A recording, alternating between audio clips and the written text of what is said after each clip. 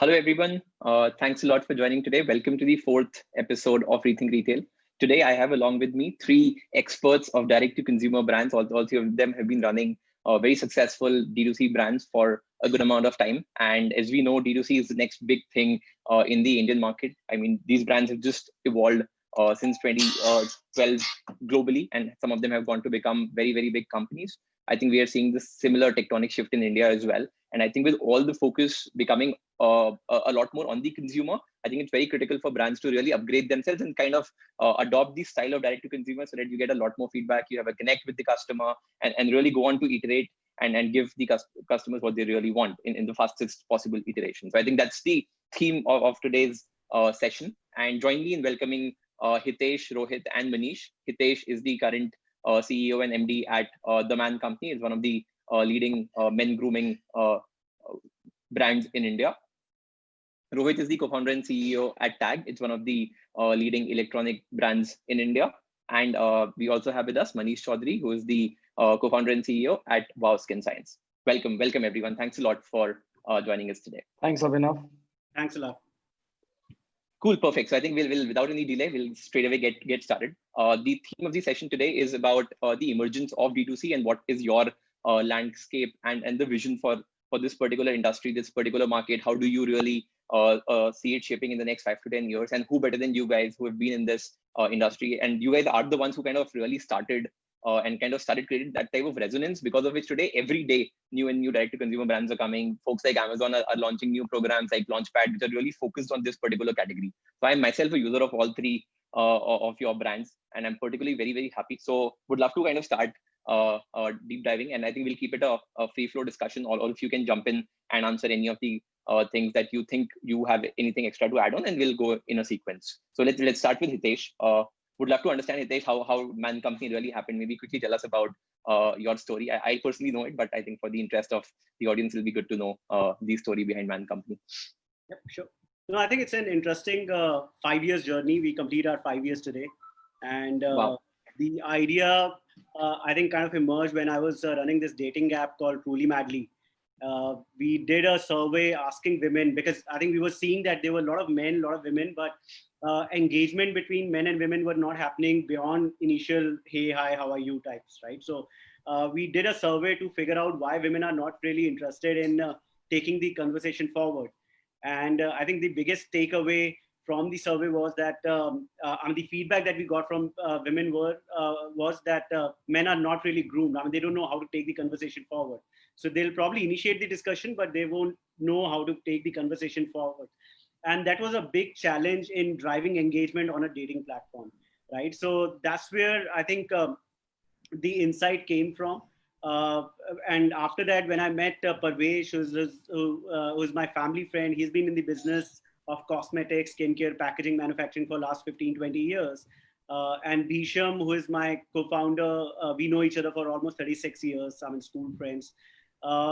We started doing some more dipsticks, some more primary research just to figure out why are men not involved in this category as such, or why are not many brands focusing on this category or this segment, right? Which is the high disposable income, high purchasing power, and in a lot of cases, decision makers for the category, for what they are consuming, what they are wearing, etc.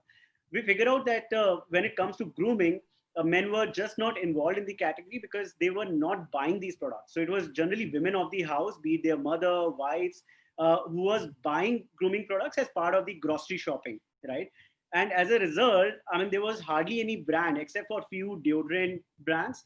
No one really tried to create a brand in the category as a targeting men, right? So people were selling, let's say, whitening cream, fairness cream, or deodorant, but no one kind of connected with the customer because they were just not offering what customer wanted, right? And that's where we figured out that there could be an opportunity to create a digitally native brand where there's a two-way communication with the customer, and the brand that we built more as a community using the content rather than just a one-way communication like traditional brands, right? So I think that's where the insight came from. And then obviously, I mean, we realized that it's a blue ocean strategy, so high risk, high gain. It may work, it may not work, but we knew for sure that men are showering every day, men are shaving every day, so they are definitely consuming these products. It's just that not many products or brands available for them. Fantastic. I think that's a great insight, and in no time, you guys have gone to become pretty large. So I think we'll deep dive into that. How about you, Rohit? How did Tagg really happen? So yes, Tagg started back in 2016, January 2016, and me along with my two college mates founded Tagg. So in the initial days, we were deep diving into research and looking into things. The boom was e-commerce was there, and certainly things were shaping in a completely new manner that were used to be in India. And what we came across is when it comes to consumer electronics, so consumers hardly had any choice. They either had to go to big international brands, putting a deep hole in their pocket, or to go for cheap products, wherein the product might not satisfy their needs. So there was a complete vacuum out there back in 2016, and we saw this opportunity and thought to come up with a very first product, that is the wireless headphone. And at that time, the market was the price point and the product that we came up with, the market was completely empty. There was a complete vacuum in that area, and the response was overwhelming, I would say. And one more factor that helped us creating Tag that where we are today is there was a lack of communication, as in the relation between a brand and the consumer. There was not a strong relation. Big international brands who were there uh, were not able to communicate each and everything about the product, or were not able to even make consumer educate about the product itself. uh, and this was something that we found, wherein we thought that even if we are able to get a product in a decent price range with pretty good features, and we could just help consumers educate that what they are getting, and the value that they are getting in a particular price point. So it would be a great benefit for users, and for us it would be easy to step into the market, at least at that time. And that's what happened, and that's how the journey for D2C, direct to consumer brand, Tag started. Yeah. Thanks, Rohit, for that. Definitely, I think a very interesting market opportunity, and I think it's becoming bigger and bigger as the income is really coming to that. So I have quite a few more questions on that. We'll surely deep dive. How about you, Manish? How did Wow Skin really happen? How did Fit and Go really happen? Yeah. So 2013 is when a bunch of two pairs of brothers joined and tried to build a business. So ours is a very simple story. 2013 to 2017 was a time prior to that we were looking at how do we rebuild our careers back again. And I think if you guys would have read, we have all had failures in the past, and we wanted to regroup and get into some a different category and a different space. Analytics those days favored health and beauty was one of the most top searched keywords on the internet. And Ashwin, who is my co-founder, has been in the US for close to a decade, and he was in this space managing other brands, creating products in health and beauty space. That's when he came back to India, and that was the time of the internet revolution. Amazon was coming into India. He came down here for around 6-9 months and said, you know what, Amazon's coming to India. Health and beauty in the US is close to 50% of purchase online, and India will follow there. So 2013 is when we started. I would say from 2013 to 17, it's anything and everything we would have done as a brand to get your foot on feet on ground, to see what works and what doesn't work. It's in 2017 when you start building products for what customers are looking for using data and analytics, is when we saw a total different side of our business. So in clear, the mission, and ever since then, it's more of, this brand has been clearly more on data driven and customer obsession.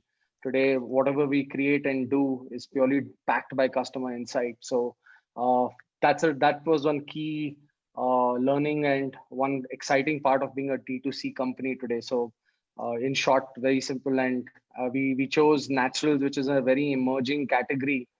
You're seeing that naturals, which is a very niche category, turning into mainstream. And we would like to be one of a large, significant player in years to come. So we chose the D2C route. Look at the power of the internet today. You have so much closer to your consumer uh, that it's so exciting to be in this space. Absolutely. I think the opportunity and the market is only becoming larger. So we'll deep dive in that. I'll come back to you, Hitesh. So, I mean, how did you guys really talk about men's grooming, right? Because if you go 5, 6 years back, like nobody really cared about men's grooming, right? So wasn't it a taboo of sorts, like to talk about that, and people were like, no, it doesn't really matter. How did you go on to build a brand that resonates so well today? Yeah, I think when we were starting out, like I mentioned, we knew that biggest challenge for us, unlike let's say someone a brand targeting women, is to kind of remove the stigma, right, around men. कि Yeah. पहले ये होता था कि यार शेर को मुंह धोने की क्या जरूरत है, right? I mean, Exactly. Yeah. so we wanted to change that perception, right? That it is very important for you, even if let's say it's not just about looks, right? It's about hygiene, it's about your confidence. So you have to kind of today, I think even to be confident, you have to kind of have basic etiquettes, basic looks in place. And we knew that the biggest challenge for us is to actually change this mindset as well as behavior, because men were just not buying these products, right? And that's why I think even when we were doing our channel strategy, we decided to be D2C first, because we always knew that in terms of creating the brand, like Manish also rightly said, it has to be very closer to the customer, right? It has to be customer driven brand, because we will figure out, I mean, once we create a community of few members, right, by creating nice content in terms of, let's say, how to even wash your face using a scrub, right? I mean, how to scrub your face. Some of those basic things, because these products were not available. So we started creating a lot of content. We got few customers who were, I would say, probably slightly involved with the category, probably, I mean, a lot more in Delhi, Bombay, Bangalore, earning well, who were slightly more aware of themselves, right? So we started curating those customers initially using content. And then over a period of time, we got a lot of insights from them in terms of what ingredients to use, what products to launch. And whenever we were launching a product, we were creating a lot of content around it. So when we got into, let's say, beard grooming, because I think before us and Ustra, there was no brand selling beard grooming products specifically, right? So that was kind of inflection point for the company as well, because we started creating a lot of content around, let's say, how to use beard oil, right? We used to get, I remember when we launched, I mean, within first 3 months, you used to get a lot of calls from customers because that bottle had a dropper, right? So a lot of people used to ask, ki, kitne pani ke saath peena hai, right? Because people didn't know what beard oil is meant for, right? So we created a lot of content. We created a lot of awareness for the category. We launched a lot of innovative products, which kind of appealed a lot more to men. So something like, let's say, charcoal range, which is our hero range.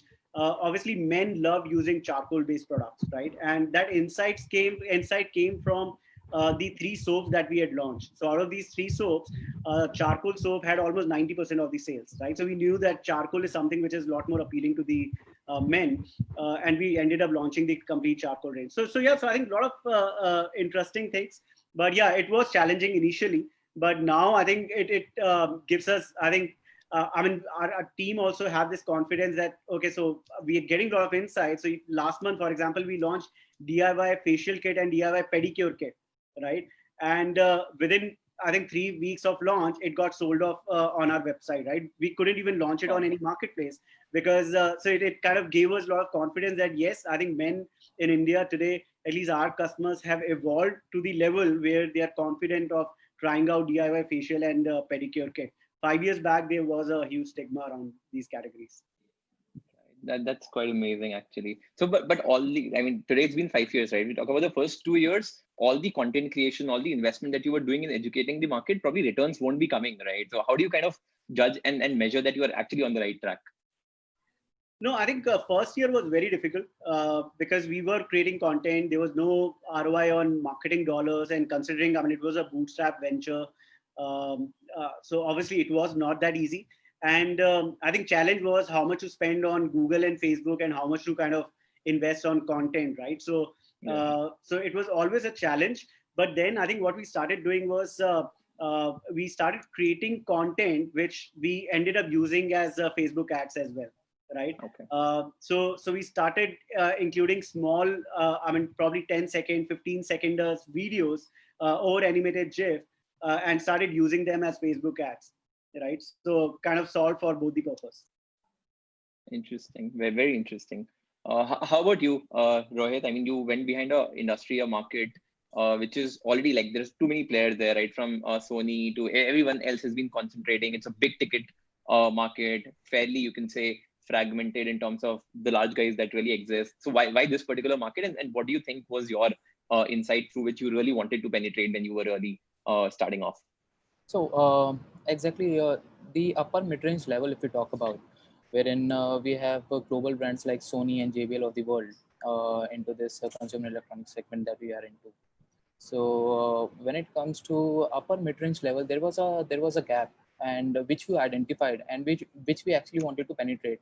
And as Hitesh said, that with the help of content, they try to reach to the consumers directly, and the same strategy we had in our mind, and we did that. We tried to educate customers that what they are getting at a certain price point, the value added product. We just had to make that realization in consumers mind. And with the advent of technology and e-commerce in place, I would say e-commerce helped us a lot. We started with the online platforms itself. Even before our own website, we started selling on Amazon. So that's where we started at. And the response that we get, the consumer response, we initially started with one very SKU with like 1,000 units, and the response that we got was overwhelming, in fact. And it was an easier way to communicate with customers with the content, right content in place. And since we are a bootstrap company, we are EBITDA positive from day one, and we haven't raised any funds so far. So that has all come from all those baby steps that we took in the beginning, trying to understand and trying to identify gaps, and try to provide solutions at a better price point, I would say, which probably were not available, and still there are a lot of gaps unidentifiable, and where the solution needs to be there and the solutions are not there. This is something that we are working on. This is something that our team is working on, in fact. And that was a complete journey. In fact, right now, if we talk about, we have 25 plus SKUs in our catalog. And now if you look back at like 4 years back, and the way we started, we hardly knew how to how these small PCBAs and parts and everything work, because none of us were from any of the electronics background. And since majority of the supply chain that we have depends on China, Shenzhen, which has been hit nowadays. But yes, we didn't knew how to get the product certifications and everything in place, keeping in mind the laws in India, because every Wi-Fi and Bluetooth product you need a separate you have to comply with a separate law in India. So everything was there, and it was a great time, I would say. Difficult time, but a great time. Had to learn a lot, and we did learn a lot, and the journey has been amazing so far. Yeah. Absolutely, super interesting. But from the outside, it appears that you compete with super large giants, right? Like Yes. JBL, Sony, Samsung, Xiaomi. So how do you keep cool? Like, and what's the real strategy? How, because people will be asking you that question, right? They can throw shitloads of money and just win some opportunity, right? So how do you really differentiate? In fact, the consumer electronics market is getting a lot more competitive than it used to be. Not only Sony, JBL, and these global giants, but also a few Chinese companies have also entered into play, like Xiaomi of the world, and we have Oppo, we have Vivo. Apart from smartphones, they are coming into the audio segments as well, the other mobile accessory segment as well, wherein they have completely disrupted the price point wherein which they enter. So, but I would say the Indian market is very huge. Indian market is very big. and there is always a gap. You just have to identify that. You have to provide a better solution at a better price point. This is something that we believe, and try and communicate with the consumer. So that's the biggest benefit of being a direct to consumer brand, I would say, wherein you get to communicate with the consumer. uh, uh, Certainly, there are a lot of brands in the market, and they'll also get to have a chunk of the same market that you are into. But still, you have that scope wherein you can also go out there, present your product, and try and communicate with people. And they people are also very consumers in India are open for experiments, I would say. Uh, Yeah. More than ever before, and this is something that we have seen. This is something that we have experienced. So I would say the business uh, the environment, the business environment that is there in India, and the shift in consumers purchasing behavior, which is there in India, has helped a brand, startups, and a lot of mid-range brands and a lot of other brands a lot. And that's where our journey into this market has been really kind of amazing, because we get to see the response from the consumers and the changes as well, wherein we are flexible enough to provide to adapt to a certain level of change, wherein what we see in the market. So yeah. Interesting. Super interesting, Rohit. Manish, how about you? I mean, beauty again is a super crowded market, right? Like people are really passionate about it. So what's the angle through which you differentiate? How do you plan to win consumers? What are the things that have worked really well for you guys so far? So Abhinav, we compete with 24,000 brands on marketplaces, Yeah, yeah, and I think three or four of them are massively massive. All right, so yeah. it's very simple. Today's consumers, you got to have a great story to tell them. You have to differentiate why am I a better offering than what you were using and what you will be using. So the communication is very clear. If you want to build a D2C brand with some specific niches or exclusivity on giving some exclusive offers to a consumer, so the storytelling and the value offerings have to be precise to a consumer today. Today, consumer has in our space, they have tons of opportunities and options on what they should buy and what they should not buy. So how do you catch a consumer's mindset in 20 to 30 seconds in digital, where you got a little leverage of a little bit more few seconds of communicating with the consumer? So we emphasize a lot on experience to a consumer, because you got few flash eye seconds view on why a customer should pop into viewing your catalog or your campaigns. So a lot of insight has been taken onto why customers would like to come and buy us. So there should be always a very strong storytelling to a consumer, and that continues to be our fundamentals of building our products as well as our company, that we'll continue to push the pedal on innovation, experience. And I would say today's, before anything else, is experience counts a lot to a customer. I mean, a business like ours, which is built a lot behind customer, and we do a lot of analytics to understand what our customers think about our products. Would they come back and buy again? So it's first impression is extremely vital in a category like ours. I don't think so in a space where we are, where consumers are flooded with options, that you can give a choppy product or a choppy experience. So it has to be top notch. Obviously, India is a very massive market. We are over. I mean, our population is so huge. We are a under penetrated, under consumed nation in our category. There's so much to grow. And also the beautiful part is we also sell in the US. We are one of the top selling Oh, wow. brands in the US too. We are the first Indian. Amazon took us 2.5 years back. Our hero product is the best seller on Amazon USA too. Uh, I remember last September, we did 90,000 bottles on Amazon USA in 24 hours. That's a made in Wow. India product. And so in short, we brands like us, with the power of the internet, power of data, there's so much where you can accumulate data on consumer habits. I'll just give you a small, I like what Hitesh was saying, that consumers didn't even know how to. I mean, he's pushing men to go and to wash their face, and that's brilliant insights what you get through a D2C brand online. But few of our experiences, since we collect so much of data and consumers come to us, we ran a lot of surveys in 2017, 18. We were seeing most of our consumers, close to 80%, were not washing their hair well to start with. So a data point really came back and told us, you know what, this is a great problem for consumers to solve for.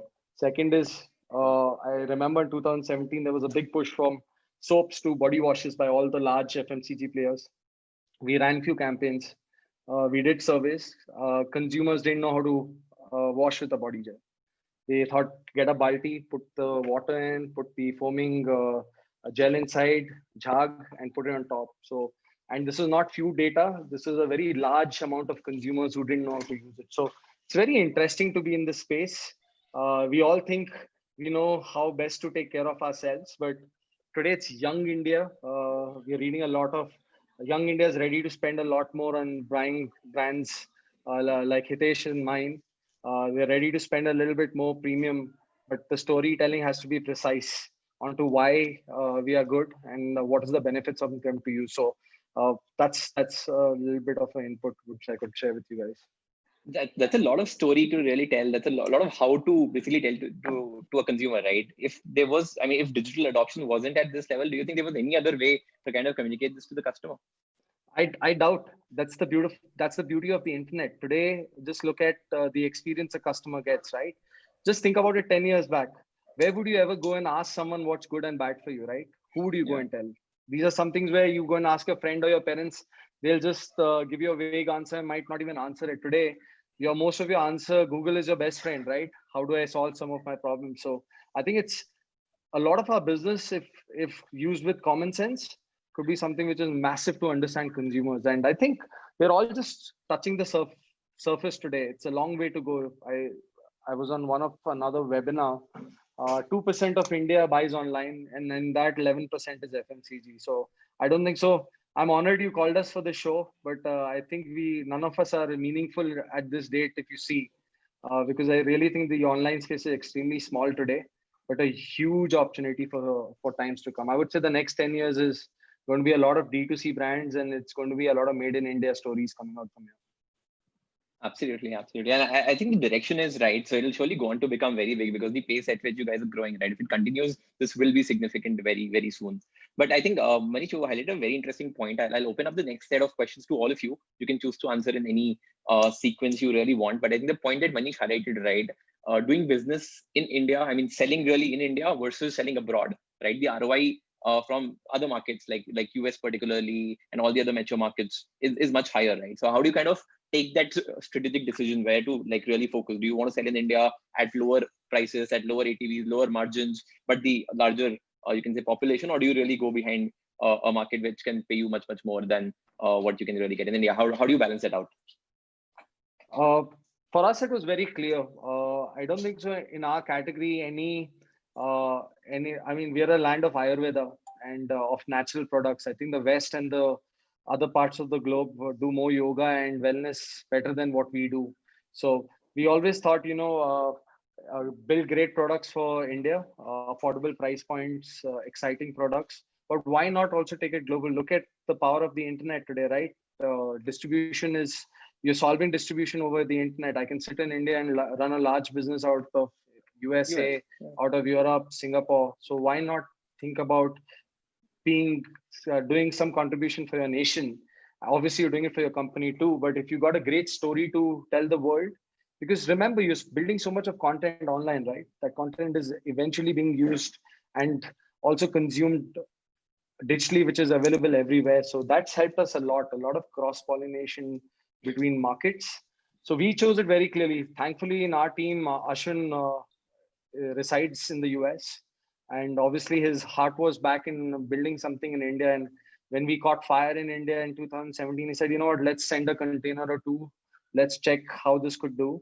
And I think rest is history after that. I think we continue to grow. We're the first Indian brand to do $1 million revenue on Amazon.com from India. We were the first Indian beauty brand from India doing $2 million a month.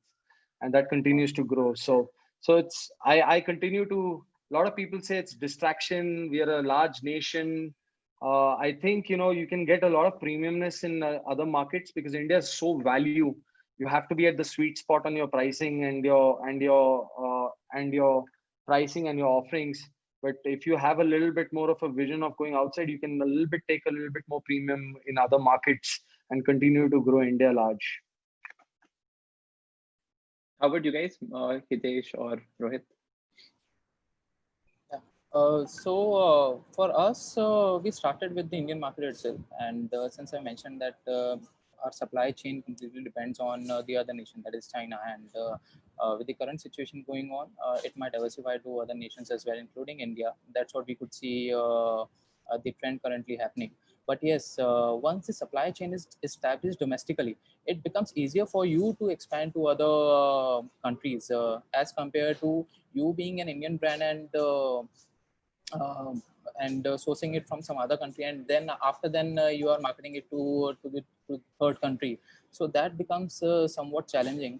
I would say this pandemic obviously has given a lot of distress to the world, but yes, the best part is the Atmanirbhar initiative and the self reliant initiative that has taken place in India has taken things in a completely different, I would say, manner where now we could see much more aggressive growth in Digital India initiative or the manufacturing side of India, wherein we have already started looking for manufacturers in India itself. And believe me, when I started looking for Indian supply chains and 2 years, 3 years back, so there were hardly any good manufacturers available.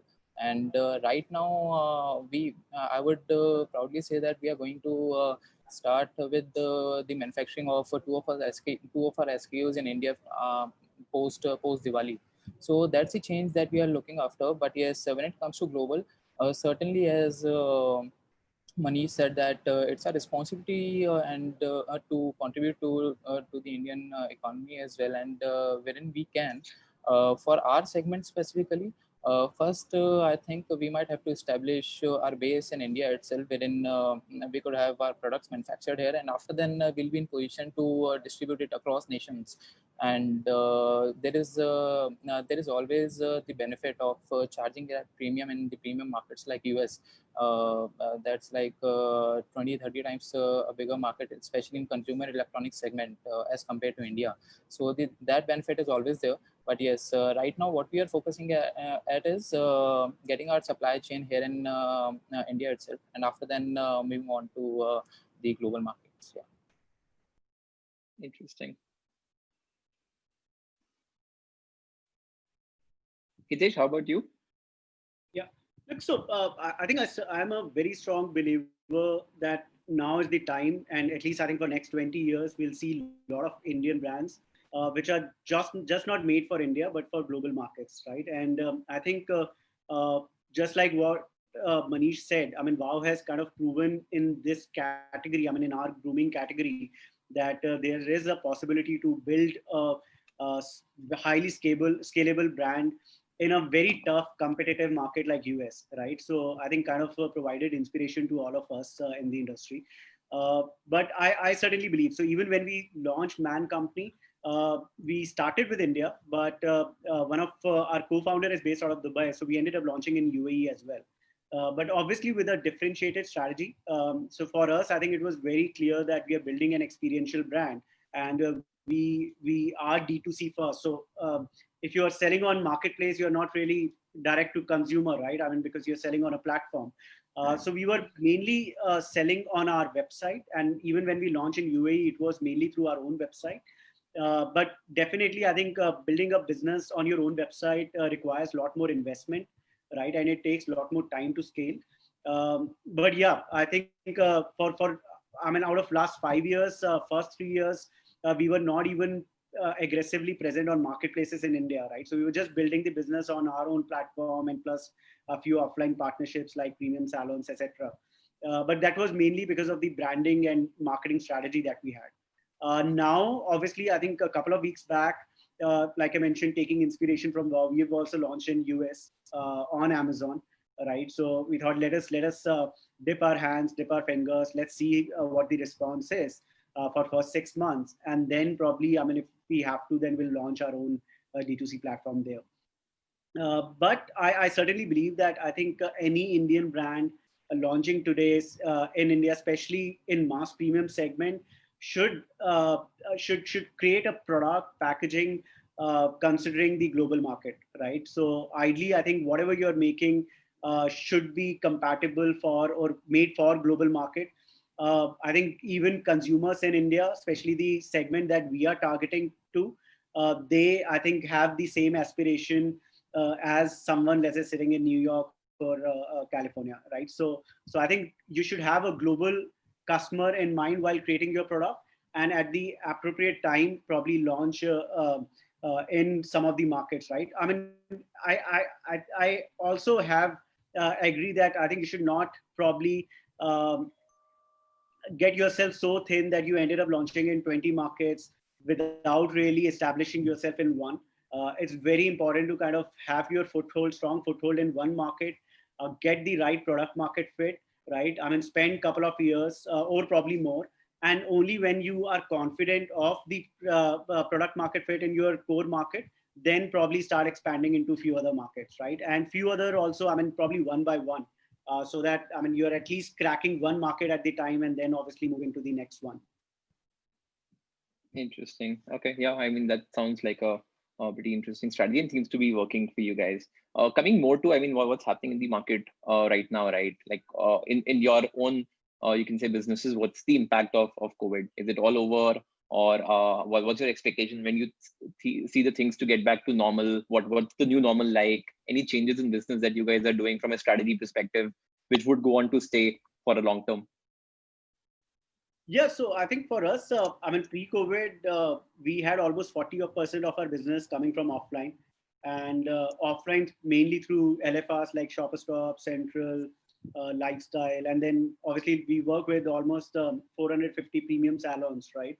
Like Enrich, Yeah. Body Craft, Looks, etc. So obviously all that business is kind of impacted. But fortunately, we are a digitally native brand. We were very strong on our own website as well as marketplace, and especially I think in June, e-commerce kind of took off like anything. We are seeing almost a 35-40% increase over, let's say, Feb numbers, mainly from e-commerce, and July ideally I think should be even higher. So I think what from our experience, what we are seeing is that whatever demand was there in offline, so because we have a very high repeat rate in our business, so whatever loyal customers we had from offline business, they started buying online, whether through our own website or through Amazon, Flipkart, Myntra, Nykaa, etc. But I think we are certainly seeing a surge in e-commerce, and July numbers overall should be probably same as Feb, right? I mean, which is pre-COVID. So I think we are probably fortunate to be in a category where our supply chain is not disrupted. Plus, I mean, sales. I think because we have e-commerce as our major platform, so sales have kind of switched from offline to online, right? So we don't see much impact. 2-3 months were definitely affected, but now I think it is back to normal. Interesting. How about you guys, Rohit or Manish? For us, I would say we are standing in July right now, and we are back as far as online business, e-commerce business is concerned from our website or from the marketplaces. So we are back with like 85% of what we were doing pre-COVID, and I would say, and post May 15th, so we were like we started up getting back to like 30-35%, and after then June was fairly good, which got us to like 70%. Right now we are standing at 85% of the e-commerce business that we were having. Retail has certainly been impacted, and due to the segment that we are into and the current situation, which is the sentiment that is going on in India. either is it related to China or the Chinese products. So that has taken a slight hit, and I would say which will take time to get back on track. But yes, e-commerce is something that is coming back to normal, and the best part that we could see is we are getting more traction on our own website because during this COVID time, when everything was locked down and when there was no business, we our complete manpower was only there to establish communication with the consumers, and the benefit of which we could reap in nowadays, and that's something beautiful that we could see. And looking at the current scenario, we might take 2-3 more months to get back to normal, but yes, things are looking fairly good if we look at from today's perspective. And yeah. Interesting. Manish, what about you? How's the business now, and any new changes? See, like everyone, we all got smashed in April, but we saw a V-shaped recovery in early May. I think May 10th was when he released the lockdown or the exit had started. So we saw a complete V-shape by end of May end. Okay. June was our highest ever month. We grew Wow. 2.5x more than what we were with constraint of supply chain. So the supply chain is broken at our end. A lot of raw material, packaging material. Most of our pumps from all of us who are in this industry comes from China. We have only 2 manufacturers in the country who make it, and large FMCG players have already booked their supply chain for the next 3-4 months. But COVID's going to be here for long.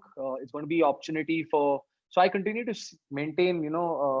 Trust is the biggest currency in this market today. I think whatever good deeds you did with your customer in the last 3 to 4 years, companies who have kept customers and respected them will benefit a lot.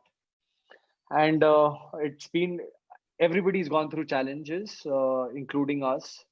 But fortunately, we escaped real brutality. If we were not agile and quick to a lot of our decisions on how channels changed. Our own website was the smallest channel we had, which is now our second largest point of entry and point of purchase for customers.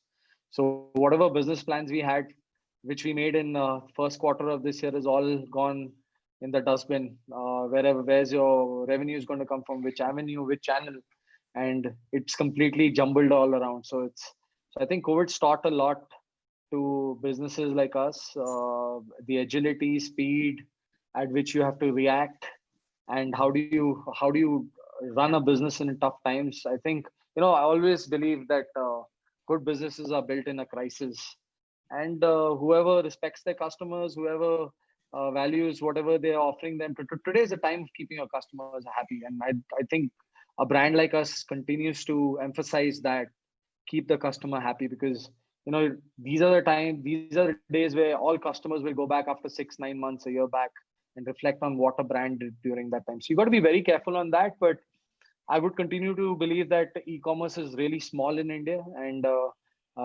the headwind for all of us is massive. It's all about getting your basics correct, your supply chain, your team. It's tough. I mean, I never imagined working from home most of the time. Obviously, in Bangalore, we were very proud about how well we kept COVID under control, and we are completely lost control today. But No. if you honestly ask me, these are challenges, and we're all learning how to do it. Blessed with a great team, and I think it's going to be a lot of people who have written off 2020. I would and called it the black swan of 2020. I'm a strong believer it's going to be the golden swan for D2C brands this year, and it's all about executing this year. It's not about anything else. Absolutely. Thanks, Manish. I think that's a very nice outlook on the overall situation. But that brings me to the next question, right, which is around the market expectation, right? What is the expectation of the three of you, right? When you started the business, it's been a good amount of time now, right? So when you were doing your planning, say 2025 and 2030, right? How does that change because of COVID, and how do you expect, like, where do you want to be in 2025 and 30 so that you think you've done well? So if you ask me, we have a target of 2025. So I would say, Wow Skin Science 1.0 just ended. Wow Skin Science 2.0 just started in May. So all of us obviously have a vision and a lot of calculations on how big the market size would increase. What is your opportunity?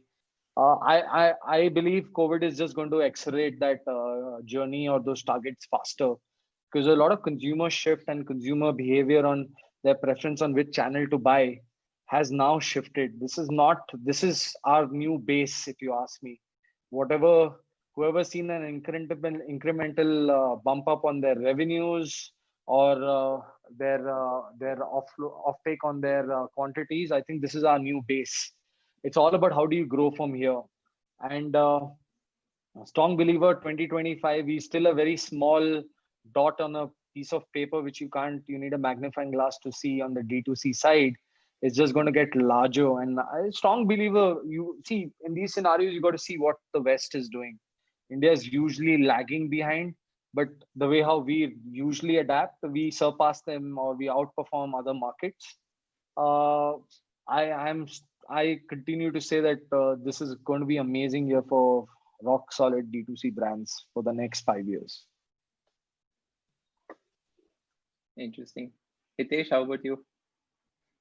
Yeah, no, I think I echo the sentiments that Manish just mentioned. I think it's still day one for all of us. E-commerce, I started my first e-commerce venture way back in 2006, right? Selling electronics online. And then obviously LetsBuy. And even when I was doing a LetsBuy, I think everyone used to ask me one question: who would buy a laptop or a mobile phone, especially a smart mobile phone online, right? So I've seen the journey from there to now. Even when we were getting into men's grooming, I remember talking to an investor friend, I think way back in 2015-16. He said, yeah, men's grooming, I mean, you have to be either selling deodorants or fairness cream. Otherwise, there is no opportunity, right? I mean, who is going to buy a specific face wash or a body wash for men, right? I mean, Lux is equally good. I think we still believe, I think we've kind of moved from A to B, but I think there's just a long way to go for all of us. There was a typical, I think, mindset that any beauty company, cosmetics company cannot be more than 150 crores in India, because I think there are so many of them kind of stuck at 150 crore revenue, right? And now we've got, I mean, companies like Wow and Sugar and Mama who have kind of scaled up that number. I mean, moved much beyond that number within 4 or 5 years of existence, right? So I think I certainly believe that not just for this category, but overall, I mean, like the category that Rohit is into, right? I mean, accessories. I think even though there's a competition, and probably I think this could be a golden moment for them if they can just get their supply chain to India, right? So I think for all the D2C brands, this is a golden opportunity. I think this is more of an inflection point, like what Paytm had during demonetization. I think this is a golden point for us. And I think it makes sense to kind of scale up from here on, right? We'll see, I think, thousands of new age brands across categories. I mean, you name any category and we'll have a new age brand present there. And a lot of them will be probably at $1 billion valuation in next 5 years, right? So yeah, so I think that's what my bet is. Wow, that's quite amazing. Anything to add, Rohit?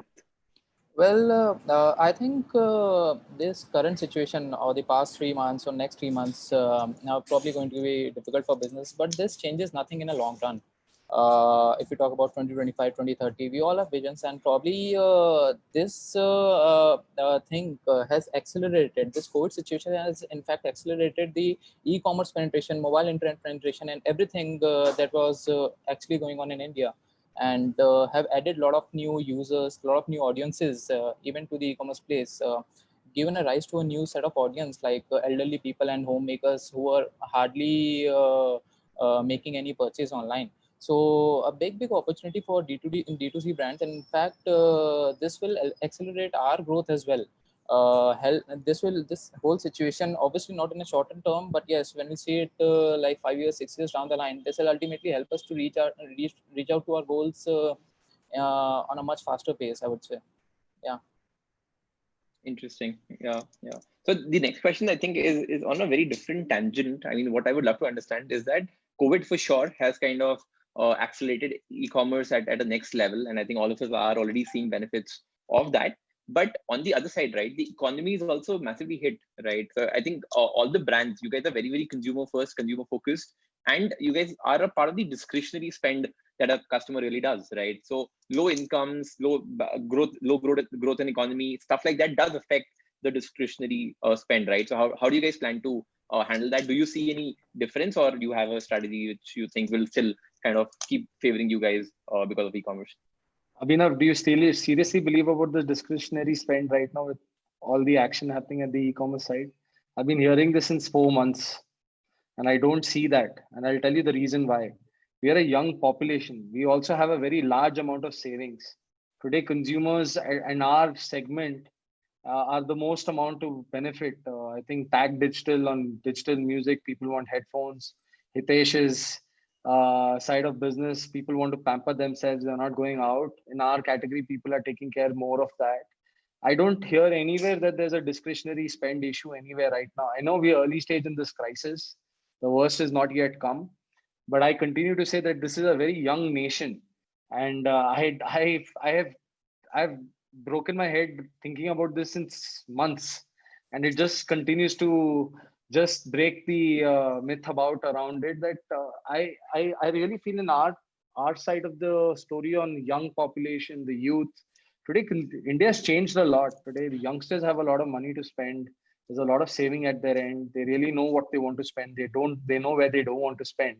I think there's going to be a lot of rippling effects, and the way how the D2C brands are communicating better to their consumers why you should be using us, giving them an experience, is one leg where I think this myth is not something which I believe in it right now. I agree it's early into the crisis, long way to go, but I think we'll weather the storm. At least at our end of the segment and where we are, I think spaces like this are great opportunities to be in.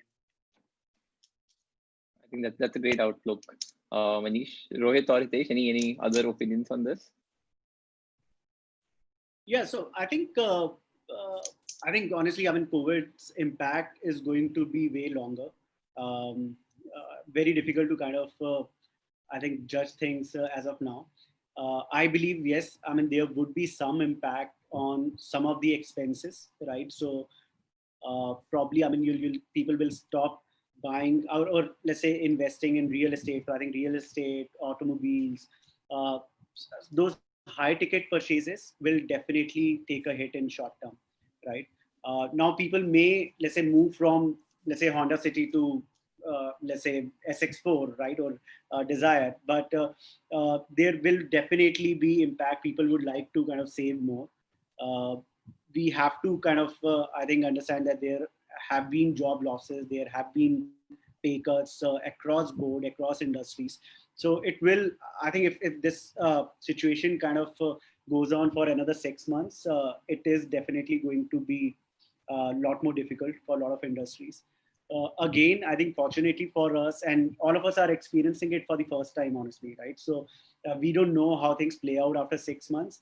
But as an entrepreneur, I think you have to look at the positive side of things.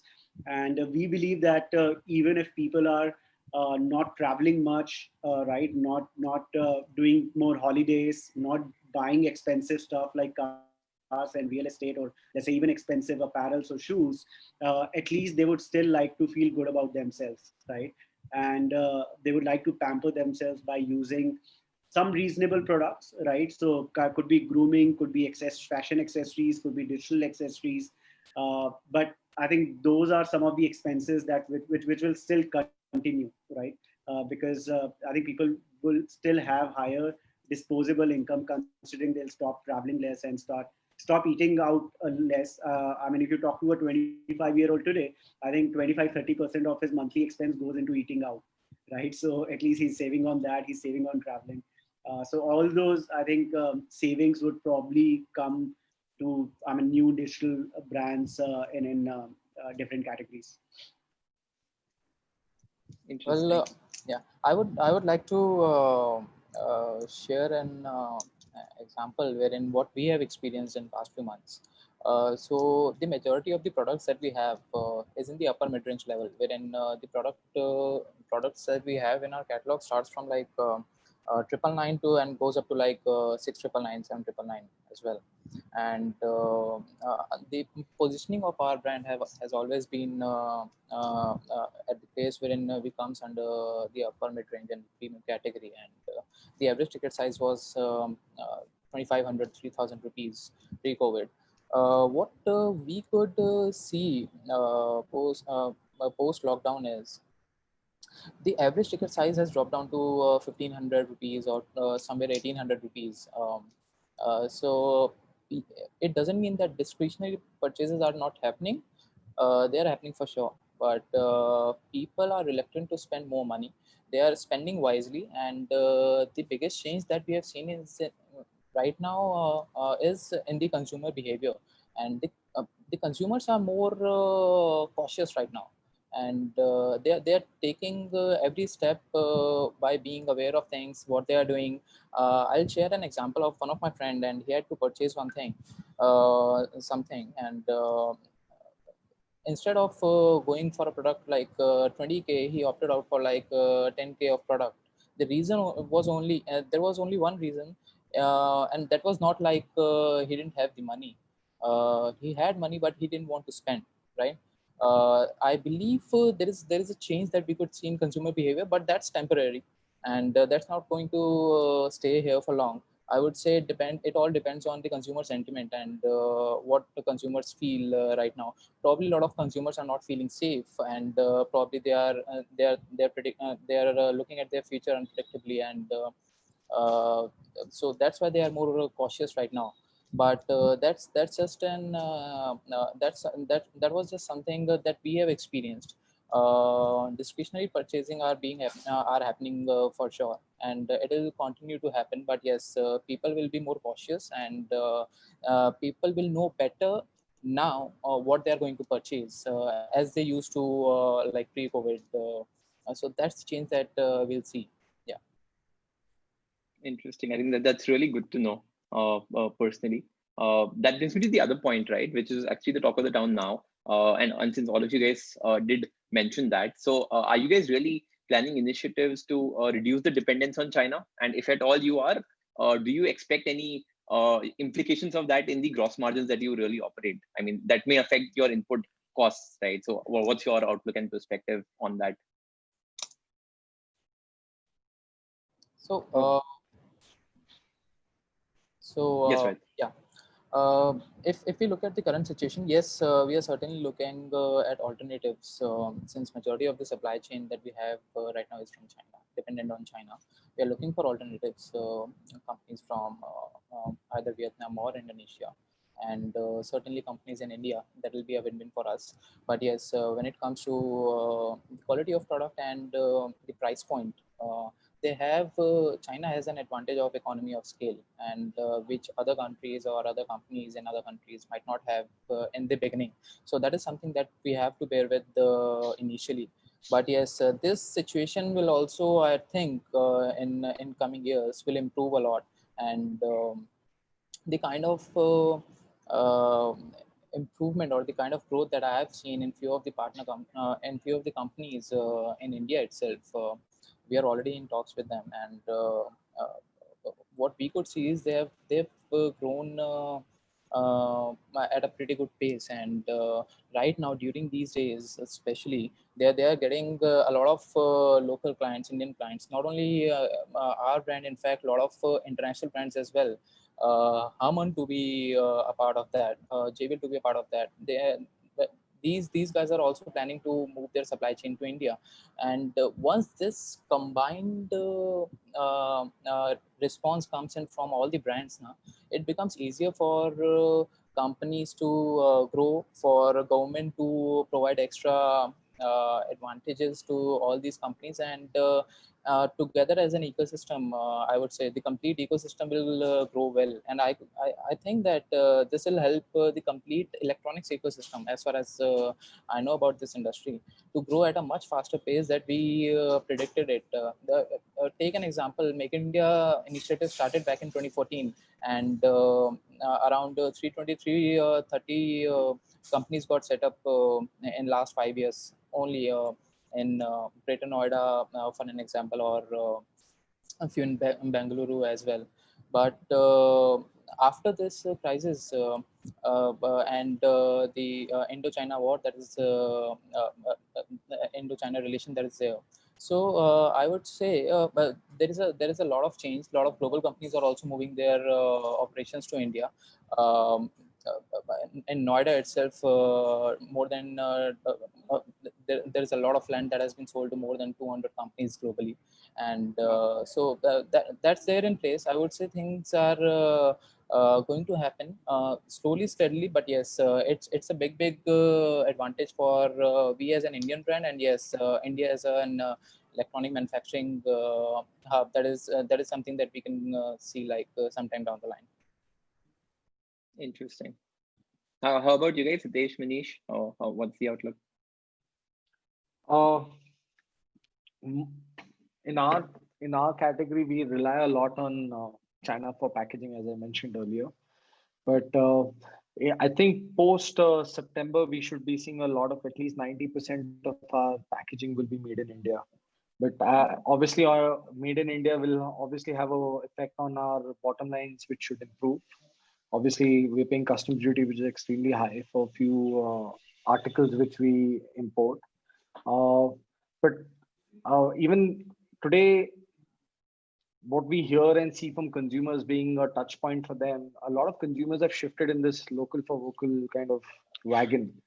And I think it's very important that you stick with customer data. And if data suggests that most of your customers are coming back and asking where is this made and where is the origin, I think it's very important we align around it. But for us, I think, and it's very clear that by end of the year, we should not be dependent on any imports coming from any region of the world, but should be truly Indian made product. Wow, that's fantastic. Like, really good to know that, Manish. How about you guys, Hitesh? So I think till last year, obviously a lot of our packaging used to come from China. But then this was early last year. But last year, anyways, I think just to cut costs and work on a faster supply chain, we had already started working on sourcing all the packaging from India, from within India. So I think except for pumps, and we kind of discontinued pumps last year itself across all the products. Most of our packaging is still in India, right? So probably I think one or two components, and that again, I think in last 3-4 months, we were anyways expecting this disturbance in the supply chain because of COVID. So we had kind of managed an alternative from India itself. So hardly any reliance on China or any other country for that matter for imports. Fantastic. So I'll maybe pick up a few questions from the chat and maybe try to wrap this up in another 5 to 10 minutes. So I think there's a question for you, Hitesh. What's the main point of differentiation or the unique value proposition that led to the success of Man Company? Very difficult to honestly pinpoint just one thing. But still, I think it was more the focus on building an experiential brand, right, within the category. We knew that we are not just launching another brand in let's say 10,000 skincare brands that exist in the market. We were also kind of creating a category, which is men's grooming. So we did a lot of, like I mentioned, obviously one is education on the product, and then we did a lot of brand story to emotionally connect with the consumer as well. And brand story, not just in terms of ads, but in terms of, let's say, the overall experience that you get when you order from Man Company, right? No brand was offering this kind of experience that we kind of started, right? I mean, when you order, let's say 3-4 products from Man Company, you used to get it in a wooden box, MDF box with haystack, with a personalized letter and all that stuff, right? So I mean, a lot of people started sharing their experiential box opening video, right, for the product category, where there was hardly any involvement as such, right, by men. So I think we've come a long way in that sense. And that's what kind of stood us apart from some of our peers, new age peers as well. I think we are still perceived more as uh, uh, premium quality, natural, uh, more new age, gentleman kind of brand, right? So I think all that came from the kind of experience that we were creating across different touch points. Fantastic. Would love to know more. I mean, how did you kind of get Ayushmann Khurrana on board, and what do you think has been the contribution? Like, do you see any massive differences because of him coming in and really endorsing the brand at this level? Well, I think we launched first campaign with him in November, and I think it was an interesting conversation that we had with him. So Yashraj, who manages Ayushman, they reached out to us same time last year for something else. I mean, they wanted to launch a couple of products under a signature brand or something like that. But when I met the team after probably a couple of months, I told them that I think right now we want to focus on building Man Company as a brand. So we don't really want to dilute Man Company by launching a sub brand or a signature celebrity brand and just mentioning by the Man Company. But then when we had a detailed conversation with Yashraj, with Ayushman's manager, with Ayushman, I think he kind of got convinced that there's a good enough opportunity in building the brand, building the category.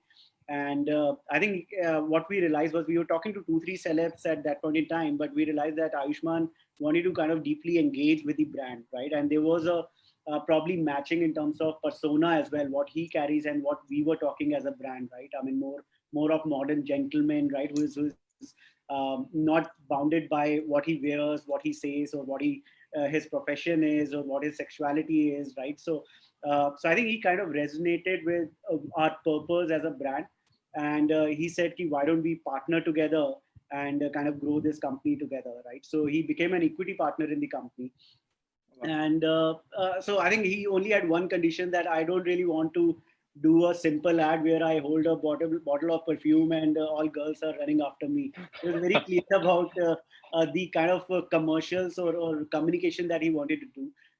I think we as a brand have always believed in storytelling, and he as an actor has always believed in storytelling, right? So that's why I think even when we launched our first ad with him last year, which was Gentlemen Kise Kehte Hain, right? It was storytelling without any product placement, without him talking about the brand, right? It was nothing but the brand manifesto, right? Which we translated into a poem. And I mean, that kind of went viral, right? I mean, obviously the objective of that first commercial was to expand the reach and announce that we and Ayushman are together, right? And I think it did more than what we had expected. Still early days, but yes, I think overall we have grown almost 300% since last 1 year. So I'm assuming that yes, Ayushman also had a role to play in it. Fantastic. I think this is one of the lovely stories I've heard about how a celeb really impacted a brand. The other one that I heard was from Hari at Big Basket, how Shah Rukh Khan really kind of vibrantly created that impact for women to really order groceries online. I think this is the other one. Fantastic. That's really amazing. What I mean, I would love to know from all three of you. What do you think? I mean, the Beardo's exit to Marico, it's definitely a good one. How do you guys look at that? Do you think this is what should happen to a D2C brand for you guys? Do you think that's success, or do you think this is just one of the options that the founders kind of chose to kind of rest at? Manish, we can start with you. I like to skip this question. Sure. So it's I would say it's one of the options that founders have, but yes, it's good to see that Beardo has made such an exit and been acquired with from such a great brand. But that's one of the things that can happen. I would say it's a long journey, not a short-term journey, and we might have to look after a lot of other things as well. But yeah, just one of the option that comes in front of you while you are doing good, while you are at good position. Yeah. Interesting. Anything to add on that, Hitesh? Yeah, I think for startups, honestly, any exit is a success story, right? So I think hats off to Beardo and both the founders. I think the way they created a brand and very competitive, right? I mean, they did an amazing job. there. So obviously, all hats off to them. I believe, I think, obviously, you as a founder, you need to have all your options open, but you can't really build a company to sell one, right? I think Yeah. you should have a long-term perspective, build a company focusing, let's say, 10-year, 15-year, 20-year, or forever horizon. Because otherwise, I mean, if you're just looking for 2-3 year exit, then you start going after a lot of shortcuts, right? Which may help you in generating revenues, but which are probably not good for your brand or for company, right? So I think it is always good to have a long-term perspective, and I think in between, if you get a good opportunity, then why not, right? But then yes, I mean, you should have a long-term perspective while setting up your startup. Fantastic. And definitely, I think it's a proof of the value that has been created. And it's definitely founder's choice. And I think we should leave it at that. Another very interesting question on the chat, would love to know your perspective is, coming to cosmetics, do you guys feel Patanjali and brands like Patanjali can step into and use a card of Made in India? Well, I think Yeah. I think they're already there. They have been using the tag of Made in India, and like I think Manish also mentioned, I mean, India is a huge market, right? And if you look at beauty, I mean, even within beauty, I think there are few segments which are completely open, right? So yes, I think Patanjali did amazingly well in last 5, 7, 10 years of presence, and but yeah, I think that there's a good enough opportunity for multiple brands across different segments to operate in this category. Huge market. And then another thing that the opportunity that we have is to kind of ride on digital and create a global brand. Why just India, right? So, Yeah. so I think yes, I mean, obviously, in Patanjali operates in a mass market. I think they are more of a challenge to Colgate, Unilever, and even there, I mean, they have also faltered in their strategy in last few years.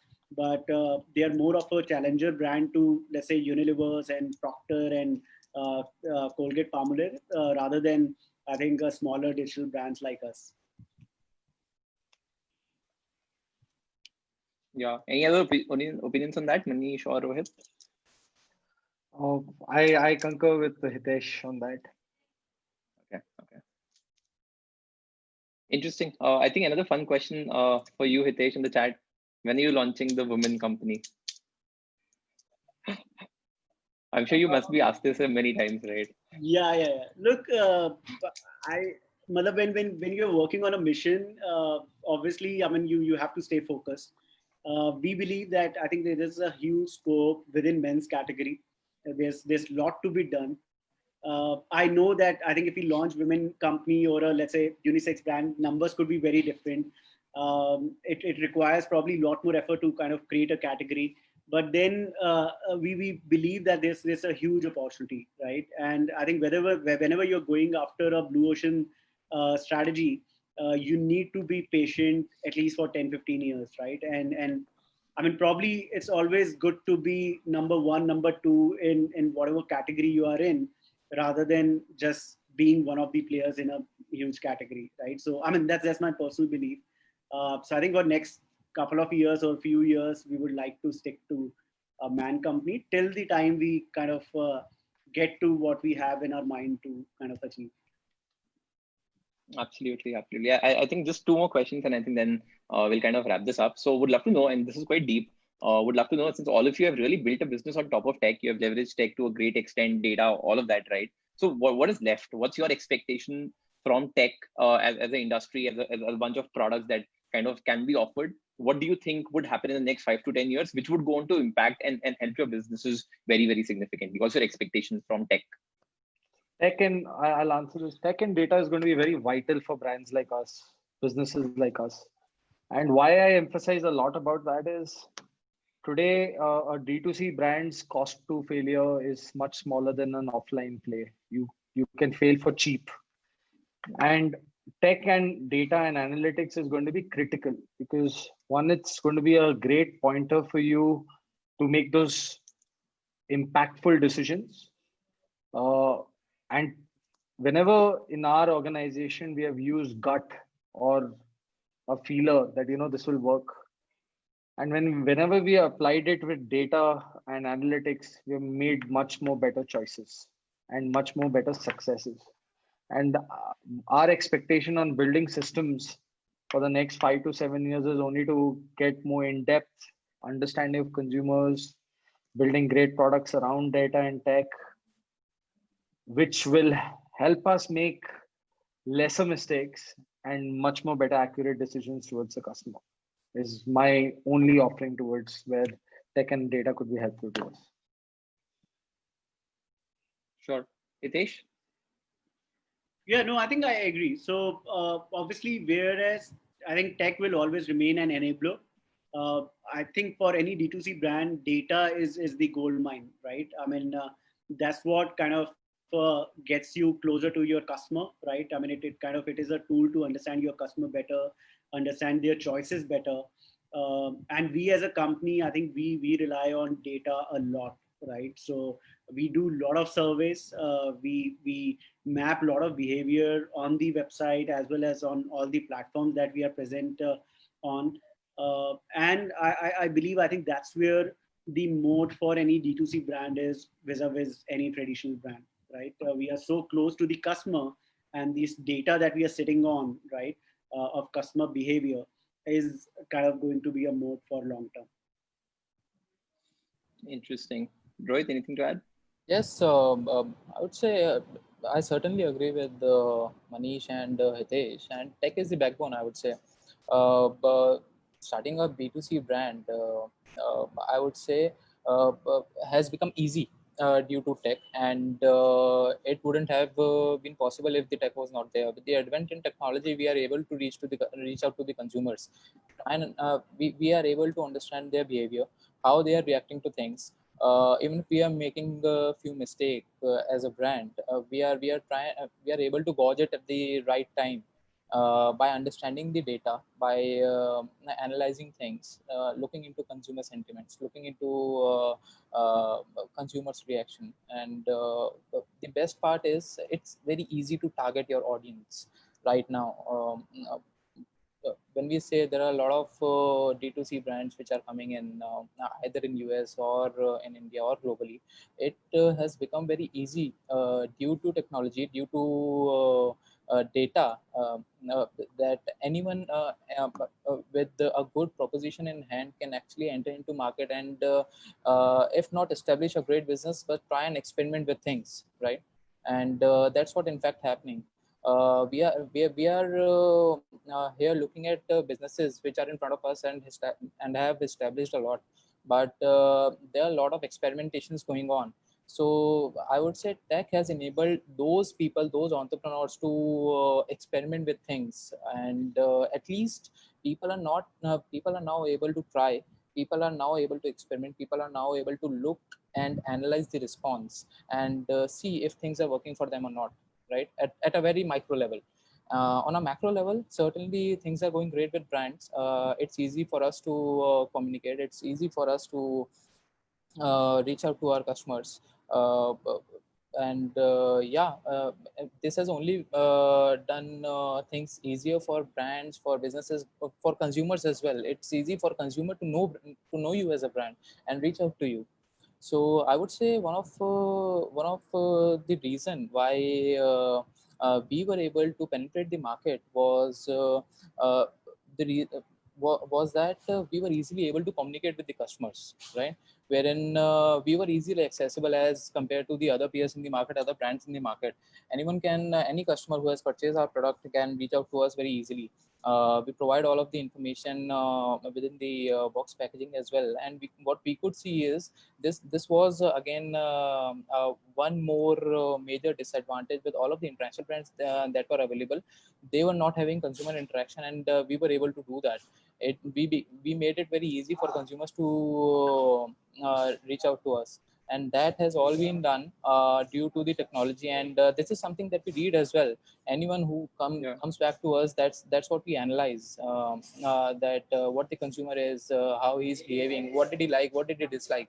So yeah, it's a big opportunity for us with the technology that is there right now. Fantastic. That's really good to know. I think final 2 points. So one is would love to know from you guys, what do you think is the role of Bharat, the tier 2 towns, these small towns in India? Are they already contributing some significant part to your business, or do you really see that shaping up in a few years down the line? And if at all it has to, does your brand need some change? Does it need, I mean, do you need a different strategy to kind of embrace Bharat? Abhinav, if you ask me, the real D2C push in the last 1 year is from the tier 2, tier 3, tier 4 purchasers. That's Yeah. purely is because those towns are now getting access with the internet of great quality products, great storyteller told products to them at their doorstep. So if you deeply ask me today, and if when I get down and see my BI tools every day, I see so many towns and cities names that I have never heard about, and I need to cut, copy, paste, take it to Google and check where it is. And that's the, if you ask me, that's going to be one of our larger bucket purchasers, or the size of purchases in the next couple of years, and that journey is already taken off. Wow. What about you guys, Rohit and Hitesh? I think tier 2. If you, I was going through an article wherein there was mentioned like Flipkart and Amazon have come back to their normal revenue from tier 2 and tier 3 cities, and they are yet to come back to their normal revenue from tier 1. I think the penetration of internet has played a very important role, wherein we all there'll be a time where we will see there is no tier 1, tier 10, tier 3 bifurcation, and and people will be accessing things from anywhere and any city, and that's what happened after the lockdown. In fact, the tier 2 and tier 3 cities were the most wherein the response came for all the e-commerce companies and D2C brands as well. In fact, this happened in our case also. We are in fact looking our tier 1 response to come back to normal. One reason behind this could be where lack of availability of options. That's why the response of tier 2 and tier 3 came, and they started using internet. Shopping became accessible to them, and they came and interacted with us. I think soon there'll be a time wherein you won't be able to bifurcate tier 1, tier 2, tier 3, and everything will be same. Yeah. Right. Hitesh, is it already a good part of your business, or do you guys see that becoming So soon? we ship to 15,000 pin codes. Wow. So obviously, I think we have been getting, so even though when we started, we were targeting more like tier 1 cities, I mean, Delhi, Bombay, Bangalore, and more urban population. As a brand, even though our communication remains same, I mean, communication tone, everything, but then I think we've started seeing almost 50-55% of our orders coming from tier 2 and 3 cities, and even tier 4 cities, right? So obviously, but I would still, I think, expect tier 2 and tier 3 city to be, I mean, this classification, honestly, this over a period of, I think, 10 years down the line, we won't have this classification of India and Bharat. I think it will just be one Bharat or one India. But yes, I think if we want to kind of, I think, beat Amazon, beat Flipkart, beat any digital property asset in the country, I think all of them are now chasing a long tail of users. I think some of the social media platforms already did that thanks to Geo, right? And I think we'll start seeing a lot more adoption in next few years. Now, whether we need to change our product strategy to target this segment or do something different, honestly, I think there will be a learning curve for all of us, right? So we will also have to kind of, I think, evolve ourselves over a period of time. But I think too early to say that we'll have to probably change everything to cater to Bharat. Fantastic. Thanks a lot, guys. I think this brings us to the end of this session. I really thank all of you for taking time. We would love to end with this one final question, and your closing note for today is, I think what you guys have done in the last 5, 6, 7 years is fantastic. You guys have gone on to build amazing brands which would go on to become 10x, 50x, and so on. We really wish and we really hope for that. But in this whole process, at the brands that you have built and before in life, what are your top 3 key learnings of life? Can start with you, Hitesh. Top 3 key learnings of life. Yeah. So, so I've been an entrepreneur for almost 11 years now, and I think have seen been a roller coaster ride, right? So I've seen some success, I've seen some failure, I've seen a couple of exits. So I think biggest learning is to kind of never give up, right? I think the biggest quality that an entrepreneur can have is perseverance, right? I mean, you have to wake up every morning and you have to make sure that I mean all your team members and everyone, I think you are responsible to kind of keep them motivated. And even if you're feeling low, I mean you have to probably hide your feelings still, I mean show up every morning, right? So I think that's the biggest learning for me. I'm I think eternal optimistic and sometimes overtly optimistic, but I think I've realized that I think that's the biggest strength I have. Nice, fantastic. Rohit? So I agree with Hitesh, and I truly believe in this thing as well. I often say this to people that no matter what happens, get up, dress up, show up, and do it. So that's what I believe, and learning is a key learning that I have had is yes. The more hard work that you do, luckier you get. So that's something that I've learned, and in fact I've seen it working for me. I've seen it working for people in my life, and that's, I would say, you always have to be prepared, and the luck will always follow you. So that's something that I've learned, and yeah. Fantastic. Yeah, like it's rightly said, right? Luck favors the brave. So very much true. What about you, Manish? Yeah, never fear of failing. First is that for me. And the second is obviously speed and agility is extremely important. How speed is extremely vital. I say that is because things move fast on the internet and you have to move along with it. So more you delay, more losses, more opportunity loss. Agility is extremely important, that you know that tomorrow, every day is not the same. You're going to be having challenges every day, and how you're going to spearhead around it is my hard learnings of life. Absolutely. Cool. Thanks, guys. I think thanks a lot. This was a lovely session. I really thank you from the bottom of my heart for taking time, and hope you guys do great and go on to build 10, 20x, 50x the size of companies where you are today. And really proud to be knowing all of you so well. And thanks once again for being on the show. Thanks a lot. Thank you. Thanks, everyone. Thank you. Right. Bye-bye. Okay.